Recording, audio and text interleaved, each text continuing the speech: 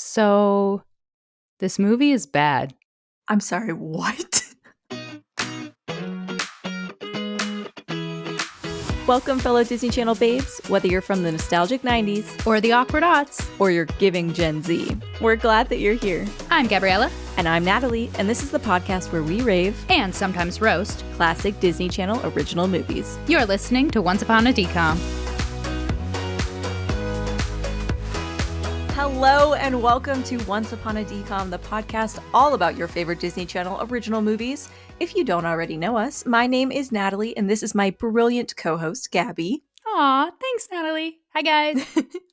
We are two 90s babies reliving the glory days, rewatching all of the Disney Channel original movies, one random selection at a time. Yes, and it has been such a journey already. Can you believe we're almost at the end of season 1? I know. Just so y'all know, this episode, and then we have one more, and then we're doing a little bit of some mini-sodes in between, and then we'll see you for season 2. Yeah, and we'll get more details on that at the end. All right, so last week our random selection was pure gold, and we got to watch the Cheetah Girls. Gabby, real quick, what is your one-word review to describe this film? Just one word. Oof. I mean, if you listen to the cold open, you already know. Bad. Okay, we're going to glide right over that and move on. All right. Before we dive into the movie recap, let me give you some Cheetah-licious stats. Did you like that? That was cute. That was cute. Okay. This movie came out in 2003 and was the first Disney Channel original movie musical. And of course it was a musical because, fun fact, this was actually produced by the one and only Whitney Houston. Did you know this? I actually learned that when I was doing my research on Rotten Tomatoes. Somebody had mentioned it. Wild. I had no idea. Anyway. I didn't either. I was like, what are they talking about? Oh, it's real. Yeah. So immediately, Cheetah Girls was a massive hit. The movie premiered with 6.5 million viewers, and the movie soundtrack made it to the #1 spot on both the Billboard's Kids albums and soundtrack charts. And it went double platinum. And I'm not going to lie to you, I have no idea what double platinum means, but I'm pretty sure it's impressive. It sounds impressive. I don't know what it means either, but I've heard it so many times.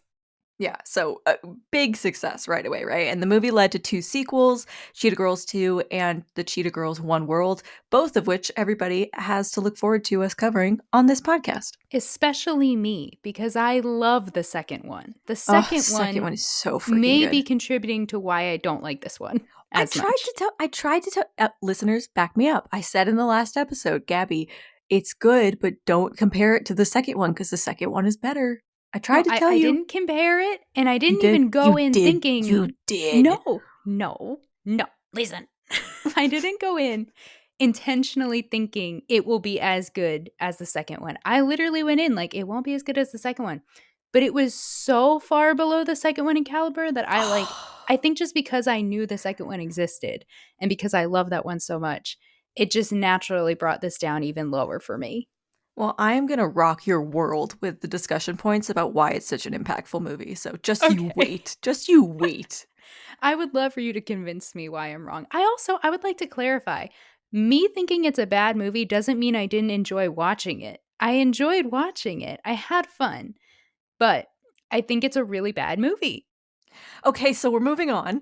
Some fun facts about our Cheetah Girl sisters. So originally, Aqua was supposed to have a twin, and Tia and Tamara were considered for the roles before they were determined to be, quote, too sophisticated for the roles. I'm not sure what that means, but it sounds like maybe they thought they were too old. I don't know. Wouldn't that have been so fun? It would have been fun. I do like the dynamic of the 4, though, and how they're each so distinct and unique. Mm-hmm. And I think it would have taken away from that overall if they had had twin sisters. It would have been interesting, but I like the way they went. I love the way they went. Yeah. My other favorite fact that I definitely pointed out to my mother and sister in the early 2000s is that the Cheetah Girls are all liars, because most of the time they're wearing leopard print in this movie and not cheetah print. Really? Liars. I choose to believe they didn't even know. Like, they were just like, didn't. Oh, animal print. That's, yep, cheetah, mine. I mean, like, most people can't tell the difference, right? So it's whatever. But anywho, let's tap into that growl power and see what our girls got up to in this movie. Yes, here we go. As the movie opens, we are treated to a musical performance by Galleria, Chanel, Aqua, and Dorinda, a musical group of best friends who call themselves the Cheetah Girls. We later learn that they call themselves this because the cheetah is the fastest and fiercest feline in the jungle. And these girls have got exactly two goals in their lives. One, to win their upcoming school talent show. And two, to become incredibly famous and wealthy due to the success of winning that school talent show. But first, we have to learn a little bit about the girls' personal lives. Galleria comes from a supportive and loving family. She is strong, a talented songwriter, and incredibly focused. But she has a tendency to overwork herself, and she often forgets about other important things in her life outside of the Cheetah Girls, like chores and homework. She's very single-minded. Yes. Then we have Chanel, who lives in a loft with her single mother, who is dating some French guy named Luc that Chanel does not seem to like. But what seems to be bothering her the most is that her mom is distracted and often busy with this guy. But despite this, they have a pretty good relationship. Aqua is a down-home Texas girl who carries hot sauce in her purse, and she only moved to the big city 6 months ago, and she's just a tad high maintenance. She refuses to ride the subway, and she loves fashion. She's also a super genius. Oh, is she? I don't remember that point. Well, the reason that she's there is, I don't want to say it if it's wrong, but I'm pretty sure the reason she's there is to like attend NYU.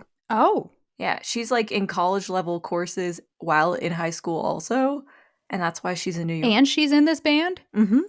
Maybe I just didn't hear that line. I don't know. Anyways, and finally, we learn that Dorinda, the fourth Cheetah Girl, is always on the move. Her main passion and talent is dancing, and she never really shares much about her family, other than the fact that she has one little sister. So the movie takes off after the Cheetah Girls perform their song at the talent show auditions. Their art teacher is impressed, but not as impressed as Jackal Johnson, an incredibly famous music producer who gained his fame after winning this very talent show years prior. Jackal just happened to be secretly sitting in on these high school auditions, evidently in search of new talent. A little weird, if you ask me. I mean, he's a weird guy. He's a weird guy. And it's never really explained why he's there. Anyways, he takes an immediate liking to the Cheetah Girls and offers for them to call and set up a meeting with his team, which the girls are obviously elated about this opportunity, but Galleria and Chanel's moms both swoop in and terminate any chance of the girls calling Jackal because, rightfully so, their mom instincts are going off that this is a bad idea. Galleria spends most of the night fighting with her parents over why they won't let her call Jackal, and Chanel goes home to find out that her mother is considering moving them to Paris to live with her boyfriend Luc. Chanel calls Galleria to vent about how awful this all is, but in the midst of their call, Galleria's parents interrupt to tell her that they've changed their mind and she can call Jackal Johnson. And this is mainly because Galleria's dad insists that she needs to make her own mistakes and her mom needs to let her. As they lead up to the meeting, Galleria starts to become a little bit controlling of the group, telling them what they need to wear, how they need to act, and calling herself the founder of the Cheetah Girls. But when Galleria ends up being late to the meeting because of traffic and the unfortunate decision to wear high heels, the girls kind of get a chance to bond with Jackal without her there. To make matters worse, she steps in dog poop in her rush to get to the meeting and brings the smell with her. Chanel helps her clean up in the bathroom, and while they have a moment alone, she reminds Galleria that the cheetahs are 4 people and they will all have a part in making group decisions. Unfortunately, Galleria hears none of this and continues to act like she owns the group. When Jackal requests that the girls come back to record a demo the following Saturday, Galleria agrees, despite the other girls protesting that that is the same day as the talent show. But Galleria decides that recording the demo is more important. She's a big fan of making decisions for the whole group. Yeah, she definitely is a control freak and likes to be in charge. Mm-hmm. Back at school, Galleria continues getting worse and worse, annoying all of the other students with her overinflated stories and disrespecting their art teacher. She is horrible to the art. Yeah. It's bad. Rude and to the point where you're like, I'm uncomfortable watching this. Yes, it's terrible. And so at that point, the other 3 girls begin to express their frustrations with Galleria, but she just completely brushes off all their complaints. With all of them in a funk, Chanel goes to visit Dorinda at home to see how she's doing after what happened. When she arrives, she comes to learn that there's a reason Dorinda never talks about her family. She's been keeping it a secret the whole time, but Dorinda is a foster kid. She lives with 10 other siblings and has no money for new clothes, and Galleria wants them all to get new clothes. At first, Dorinda is mortified and she breaks down in tears, begging Chanel not to tell her secret because the cheetahs are all that she has, and she's afraid that they're going to kick her out of the group. Chanel reminds her that the cheetahs love her for who she is and that they all have things that make them diverse and unique, and this is just something that she has to deal with, and they're all going to be there for her.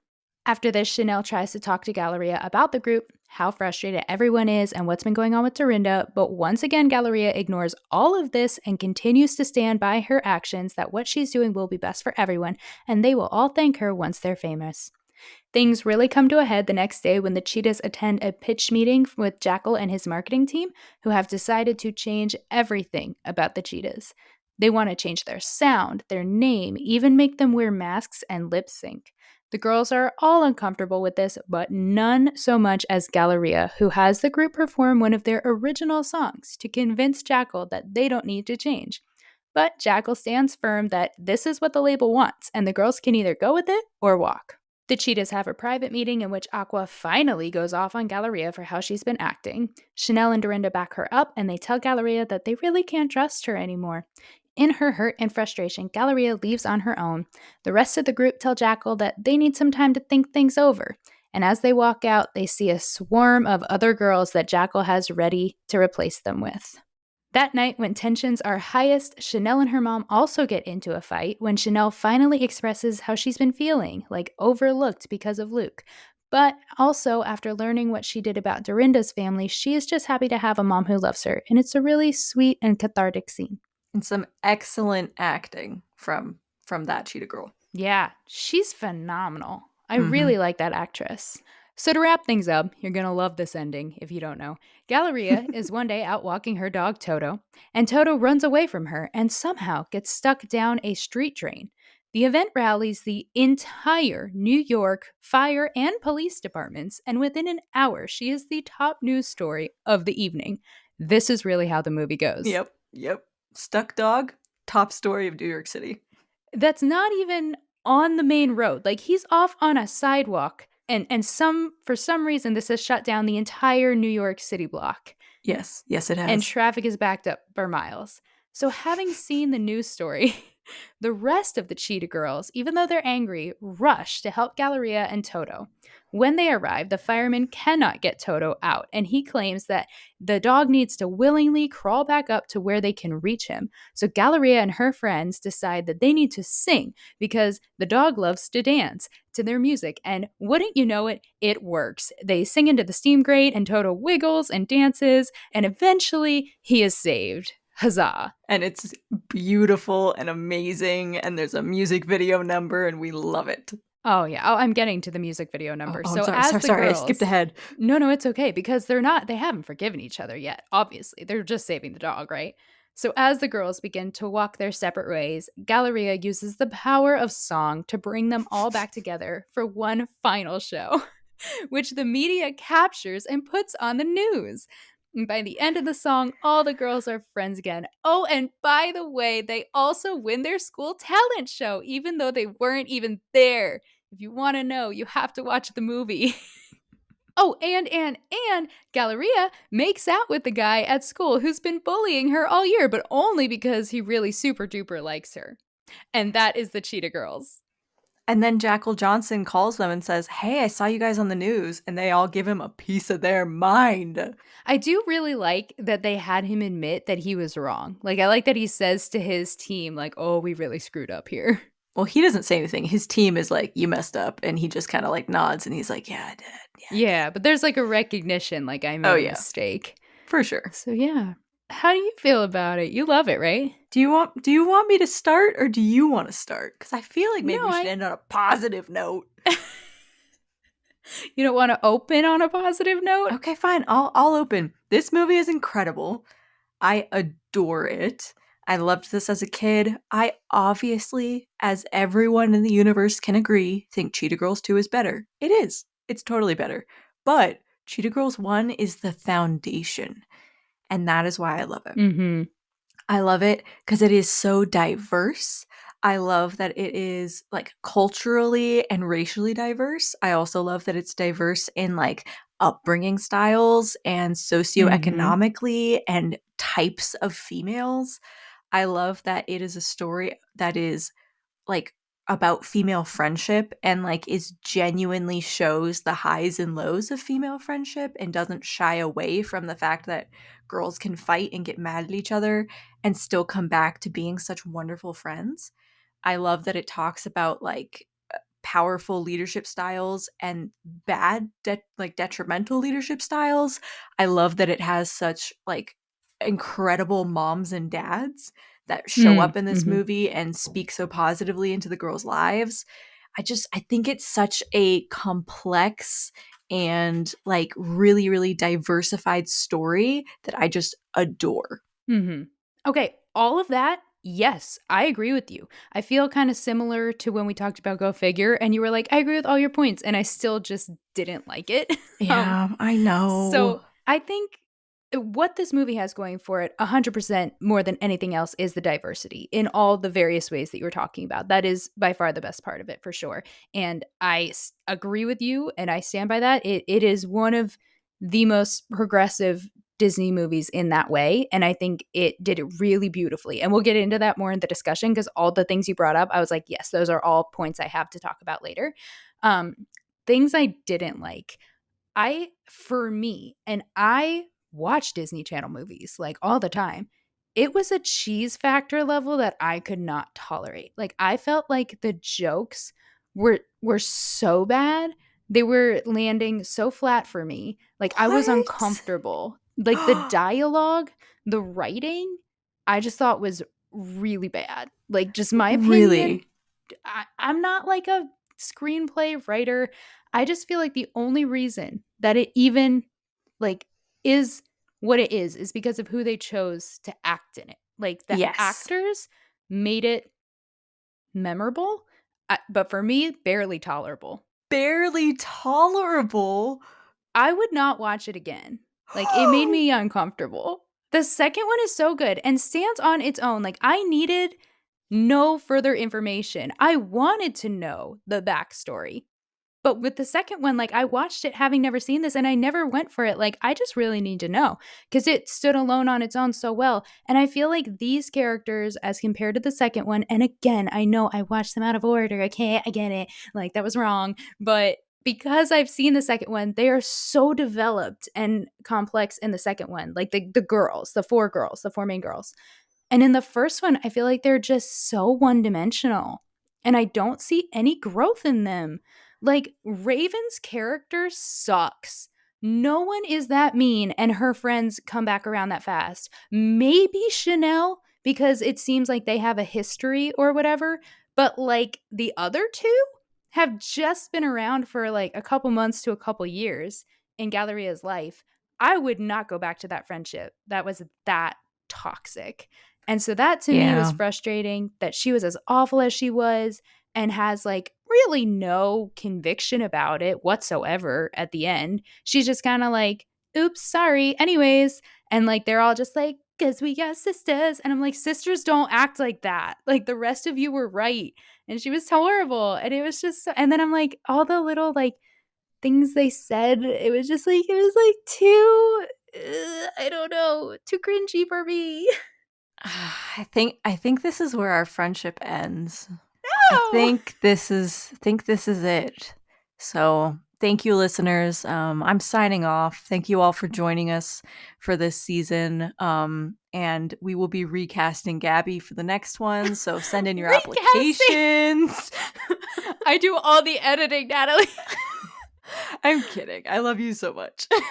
I love you too. Okay, well, I'm totally open to being proven wrong. So like let's hash it out. Let's fight. Like tell me why I'm wrong cuz I'm open to being wrong here. I just personally didn't enjoy it. That's fair. In like real talk, honestly, it's okay that you didn't enjoy it. I understand. I understand that it's not a perfect movie. I think it was just one of those movies that I really enjoyed as a kid because I loved seeing something that wasn't the DCOM norm, right? Because Mm-hmm. like so many of our DCOMs, specifically in that early 2000s range, was a bunch of white people, which granted, you and I are both white people, but like, you Mm-hmm. know, we saw the same thing all the time. And there was variations in plot, but not in character necessarily, not in socioeconomic status, not in like racial status or cultural or anything like that. And this was, I believe, the first DCOM movie that really did that and did it like times four, right? Because all four of Mm-hmm. them are such different characters from what we've seen in all of the DCOMs before that. That's completely fair. And real quick before we continue, can we just take a brief pause? We want to take a moment to tell you about another awesome podcast, No More Late Fees. These ladies are hilarious. They like to rewind to a simpler time and they are fueled by nostalgia. Check them out. Welcome to the No More Late Fees podcast. I'm Jackie. And I'm Danielle, and we're just two best friends and ex-Blockbuster employees. Brittany, this is not a democracy, it's a cheerocracy. Rewatching some of the best and worst movies from the late 90s and early 2000s. I burn, I pine, I perish. And diving into the pop culture moments that defined a generation. As we reminisce about the movies of our youth. What, like it's hard? Or to see if your old faves still hold up today. And one time, at band camp, Tune in every week for deep dives, behind-the-scenes stories, and a trip down memory lane. Because at No More Late Fees, the late fees may be gone, but the memories are here to stay. Available on Apple Podcasts, Spotify, YouTube, and wherever you listen to your podcasts. Just look for No More Late Fees podcast. And remember, be kind and rewind. And then also, I appreciated Galleria's like being a strong woman. I think all four of them are really strong women. I will agree that Galleria sucks 100%. But I still respect the fact that she cares so much. I think at the end of the day, I understand why they're able to forgive her so quickly, because I think they see how much she loves them and how much she cares for them. She just went about it a very wrong way, and she has a lot of work to do and things to unpack in therapy, obviously.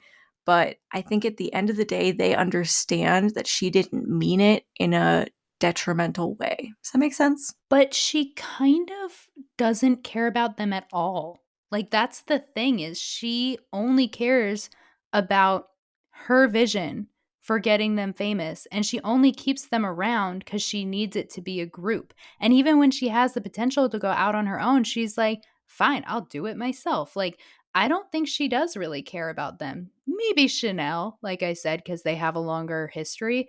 But even her, I feel like she kind of only hears what she wants to hear. She only loves them as far as it benefits her. And she just kind of wants to be the puppet master of the group. She likes to be in control, and like she cares a lot about the music, which is great, but that's not the same as caring about the people singing the music. Like, she makes it all about her. It's not just I'm pushing us too hard, because I like that is the Galleria of the second movie that I can see, where she has a really good point where she's like, we came all the way out here to work our butts off to sing, and nobody's singing. Like, nobody's working hard with me. I'm bearing the weight alone. In this one, they are all willing to carry weight, and she won't let them. She's like, no, I'm going to do it myself because it's all about me. And she makes herself like the front cover, and they're like her backup singers, and she just kind of puts them all in a corner. And I'm like, nobody puts the other three Cheetah Girls in a corner. Like, what are you doing? I don't know. I didn't see her really give any empathy. Like, when when Chanel tells her about Dorinda's situation, she's just like, wow, guess she needs this more than the rest of us. And I was like, awful. Yeah. Listen, girls got to go to therapy. She is very, very selfish. But she's Yeah. also like 16 years old, or even, what is they? They're freshmen, 14, 15? Maybe she's just the most realistic one of all of them, because the other three Honestly. are very like emotionally mature and developed, I think. So, transition. I think we can both agree Galleria sucks. So, Yeah. who is your favorite Cheetah Girl and why? Ooh, I mean, I love Chanel. Based I really only do. on the first movie. I stand by what I just said. I love Chanel. Okay. I mean, Why? you don't get a lot of Aqua in the first movie. She's Right. kind of just the fourth one there. She's kind of funny and cutesy, but like she doesn't have a lot going on other than that she keeps pushing Chanel to talk to a Galleria, and then when Chanel doesn't, she kind of calls her out. But then they all agree with her. So it's not even like she really did much. You know what I mean? Mm-hmm. So not her. I'm doing my process of elimination. And then the other one, Dorinda. whose name sounds like Dorito. Anyways, she has a lot going on. And I want to say Dorito every time. She has a lot going on in this first movie. And I do really like her. I just like Chanel more. I think she's so nuanced. She's spicy, but not in an annoying way. She has a lot of depth and emotion. And I think she navigates it for a young girl really well. She values friendship so much. And she genuinely cares about each girl individually for who they are. She's the one who's like first to forgive Galleria, first to accept Dorinda, first to like help Aqua in her journey to being a New Yorker. Like, I don't know, just her empathy for each individual person and how she handles like the situation with her mom. Like she's angry at her mom and she's like, I need to get this out. I am so mad at you for not paying attention to me. And also I recognize like I would not do well without you. And I'm so glad you're in my life. And like that fact that she can carry that. And I just think she's adorable. She's so pretty, so cute. She's so I just love her. She's so cute. Yeah. So she's my favorite. What about you? Yeah. As a kid and as an adult, Dorinda has always been my favorite. I adore her. I think a part of me, I am not a dancer. I'm not at all. But I have always loved dance, and so I think that is kind of how it started. But I think also I love her story and how like she, yes, the other Cheetah Girls are also dealing with things, but I feel like it's her story that really makes this like movie like punch you in the face with reality, you know? And when she has that scene when they're by that chain link fence, like that lives in my brain and has lived in my brain for 2 decades. I love how real and raw, how that grounds the movie so much. In a musical, it's sometimes like hard for you to be like, this is a realistic movie, you know? But that's one of those moments that hits you and makes it seem real and really makes you love that character like instantaneously. So she's always been my favorite. Right. And this also came out before the musicals became like you're just randomly singing in a cafeteria. Like all the songs were in the actual plot. Like if they were singing, it was for a reason. There was no just, and now I'm singing to move the plot along. And so that kind of makes it a little bit more grounded as well. Because even the second one, that's not the case. Like when they're singing Strut and everyone knows the choreography in the streets of, Barcelona, you're kind of like, oh, well, okay, then this is a musical. Whereas in this one, like when they're singing and dancing, it's because they are singing and dancing. Natalie is lip syncing. Sorry, I'm singing the song Strut. Since you guys can't see. It's such a good song. Yeah. Anyways, no, I do love her. She's my favorite from the second movie. So good. She also gets that dreamy man who looks like that guy from American Idol. That's everything I have for discussion. What do you have? I wanted to talk about how family expectations can shape each person's journey. And you especially see that with each of these girls, the choices that they make and how they handle the situation with Jackal based on like where they came from. Yeah, no, it's an excellent point. Like the way that they were raised affects how each of them respond to the idea of this record label, right? Record deal? Record label? I don't know what you call them. I don't you know even what I mean? know. It's like a demo. I think it's neat that because Galleria's parents believe she will be successful, she believes she will be successful. So she's more willing to take risks and she's more willing to say yes to things and skip the talent show. Whereas Dorinda is incredibly hesitant about both options because she's like, the talent show isn't a guarantee, but it's steady. And this demo isn't steady, but it could potentially guarantee us fame. And then she's got this other offer, which I didn't bring up yet, but that she might get to like get paid to dance. And she really has to like struggle that balance of like, which one am I supposed to do? Which one's going to be best for me? Because she doesn't have a safety net. And, Chanel's mom is absent. So she feels like she has to do everything by herself and take care of everyone. And she wants to do these things so she can be proud of herself and her mom can be proud of her, Right. Oh, that too. Yeah. And I was just going to say her main priority is not even doing a record deal. It's just making sure the group stays together and Yeah. loves each other, because she's like, we have to stay together, because that's kind of how it is with her mom. She's the glue. She's absolutely the glue. Yeah. Yeah, for sure. So I don't know. I just thought it was really cool how each of their backgrounds shaped their journey along the way. And that definitely carries through the rest of the series as well. Mhm. So yeah. I love it. And my last stupid point was, why was the boyfriend even in this movie? He There's no contributes point. literally nothing. Lead contributed nothing. Yeah, no, he was. We agree on this? Yeah, Okay. useless character. Useless character. Great. His hair was very floppy, but that was the only thing he added. He looks a lot like Angel. And Hell from the second one. Yeah. I'm like, she has a type. A Oh, very she for specific sure has a type. She for sure does. All right, Gabby, tell me about the public's opinion. You are going to be so mad. Don't do this to me.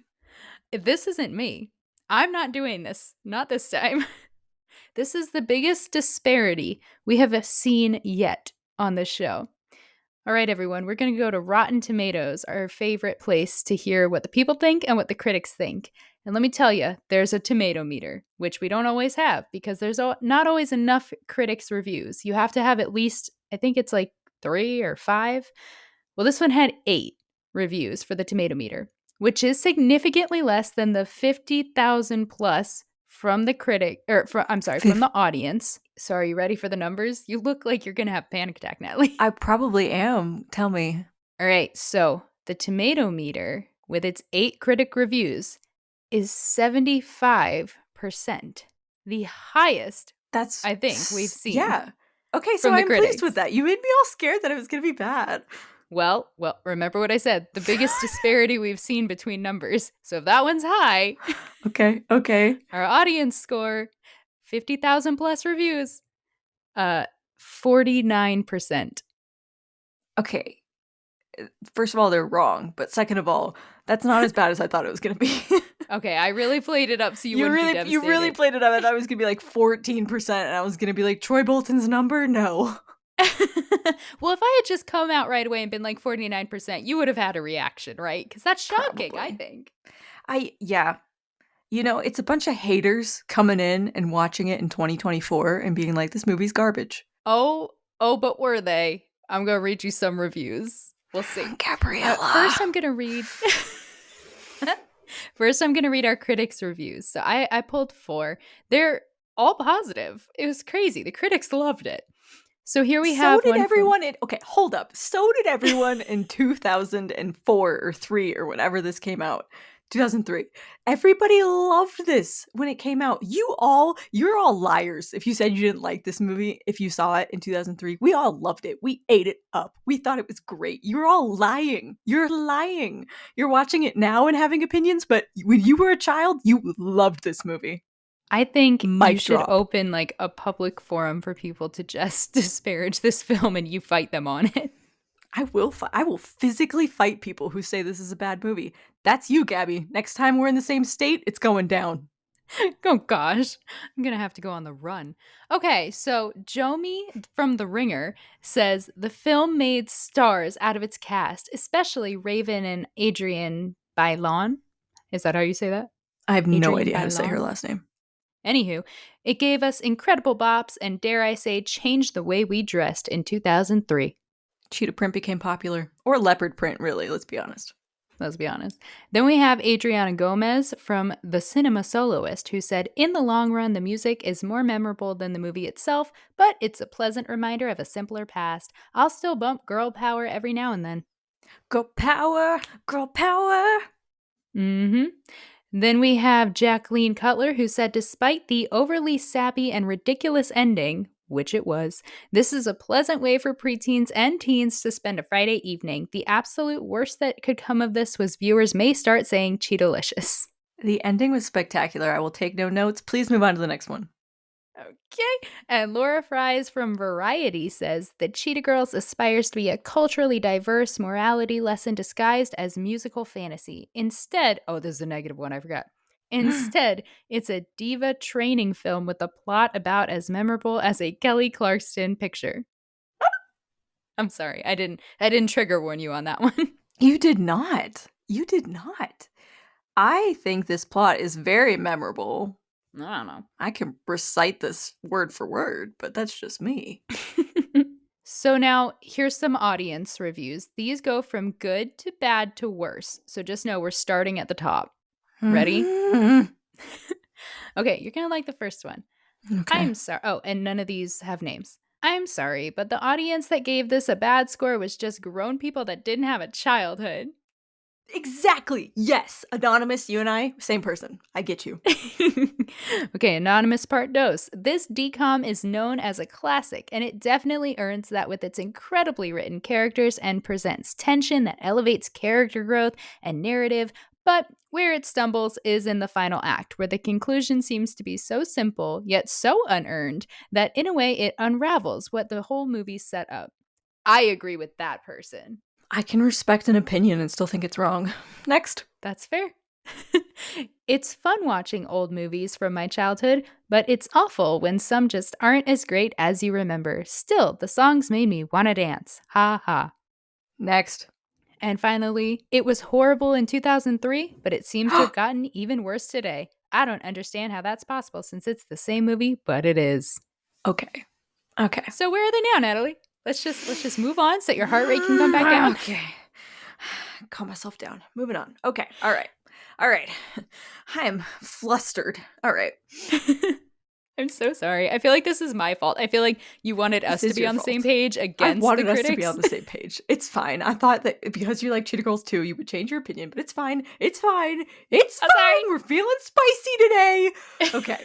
We covered our girl, Raven-Symoné, who played Galleria in previous episodes. I believe the first one was in Xenon, Girl of the 21st Century. Quick recap. She's been busy with the That's So Raven spinoff Raven's Home. She got married in 2020. She's an active member and supporter of the LGBTQ plus community, and we love her.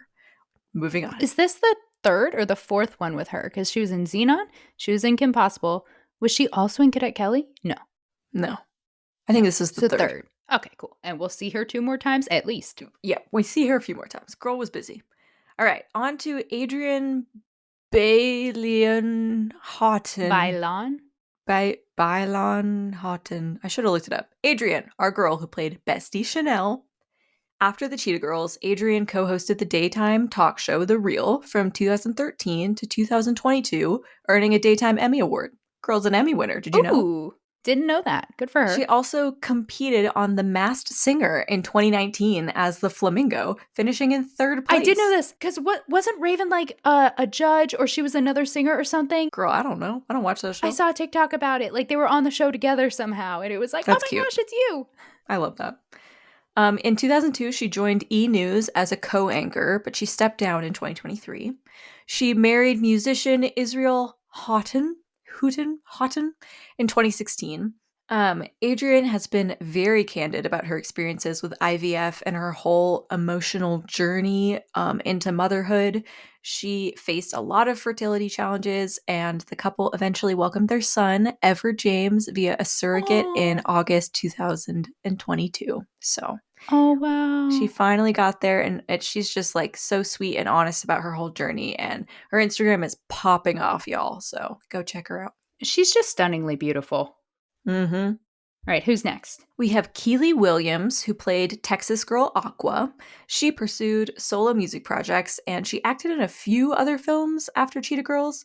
In 2021, she participated in a reality series called The Encore, which documented 9 former R&B girl group singers as they formed this supergroup and created an album in just 30 days. Wow. I know. I'd never heard of this. I was like, I want to go watch the show. This is like reality TV? It wasn't like a scripted show? Oh, wow. Yeah. Cool. She got married in 2016, and her fellow Cheetah Girl, Sabrina Bryan, was one of her bridesmaids, which I think is so cute. Oh, is that the blonde one? Dorinda? Mm-hmm.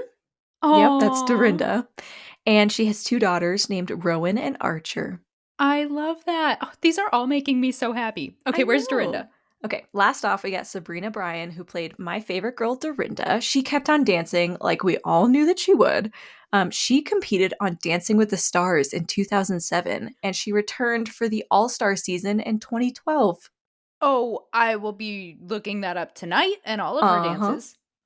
She appeared on a few television projects since then and has very publicly spoken about how she would love to do a Cheetah Girls reunion with her former co-stars.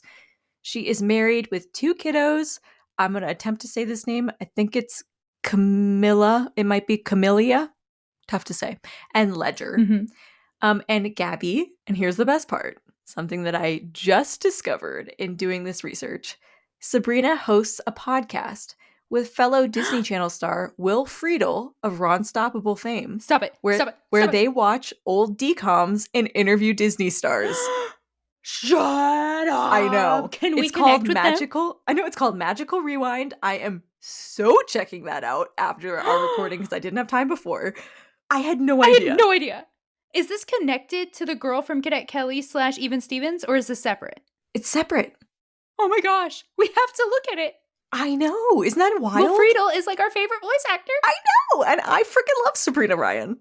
I'm so excited. Okay, this is amazing. And so they're just basically doing the same thing we're doing, but they're famous, so it's better. But they're famous, so it's a little different. Also, I don't think they like recap stuff. I think they just talk about the movies and then interview Disney stars. You know what's funny? The recap has become such a significant part of our episodes, and I think they're pretty funny, the recaps that we do, because we make them funny. But at first, that was not our plan. It was just like, we'll do like a 3-sentence of like what the movie's about, and then it became like, here's an entire synopsis of every scene, and I like it that way. I like it that way too. And you know what? Our listeners that have given us feedback have said that they like it too, so we're not going to stop. It's super fun. And we interject funny comments throughout, so it's a great time. Anyways, we need to check them out. Okay, so exciting. Thank you for sharing that with me. Yes, of course. All right, Gabby, what are we watching next week for our season finale? Oh my gosh, I know. I'm so excited. But before that, real quick, Natalie, could you tell our viewers, we don't have viewers, we have listeners. Can you tell our listeners what we're going to be doing in the month of December while we take a short break between seasons? Yeah, for sure. So it'll be a break for us, but not a break for you guys. You're welcome. So we will be doing a handful We are so generous. I know, we're so generous. Happy Christmas. We will be doing a handful of mini-sodes. So like these mini episodes that are going to be somewhere between like 10 to 15 minutes long. And we're just going to chat about a couple of things that we think you will be interested in. Yeah, and it'll all still be relevant Disney content, so nothing too off book from what you're used to. It'll be really fun. You'll like it. And around mid-January, we will be back with our regularly scheduled programming. Yes, and I am super excited. We're going to tease our first little mini-sode. Gabby and I are going to be ranking all of the movies that we have seen so far, seeing what's at the cream of the crop and which movies should probably be deleted from our memories forever. Yeah, I'm so excited. I promise to put Cheetah Girls not at the bottom in honor of you, Natalie. Well, I don't want your ranking to be affected by me, but also please don't put them at the bottom. I'll cry. Well, of course it won't be at the bottom. We all know what's going at the bottom. But we'll let you guys sit on that. Tune in, you'll see. Okay, what are we watching next week for our finale? For our finale, yes. Okay, so every week we have a randomizer select one of our many, many, many Disney Channel original movies. We're going to be watching them all over the course of this show. The randomizer does not discriminate. It honestly will pick anything from any era, any time. Sometimes we know the movie, sometimes we don't. So let's find out what our finale is going to be. Ready? Yes, so excited. All right. I have a number coming up. Let me see what it is. Oh my word. Okay. This is going to be a fun finale. Okay. We're going to be watching Lemonade Mouth. Yes! This was filmed in Albuquerque, my hometown. Did you know that? Really? Yes. No, I didn't know that. I've actually never seen Lemonade Mouth. Have you? Several times. Okay. I actually have friends in this movie. Fun fact.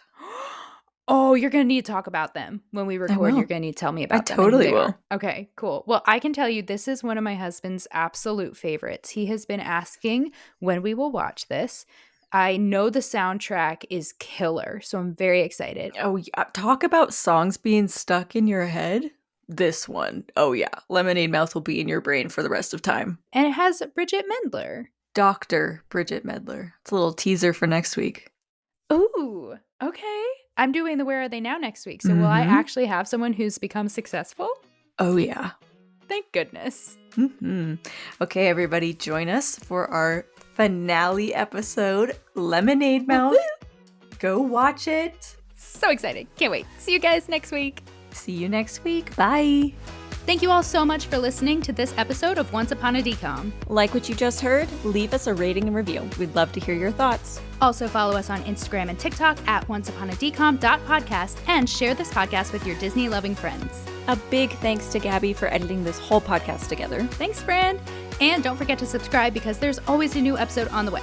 This is Gabriella And Natalie. signing off with a sprinkle of pixie dust And a whole lot of nostalgia.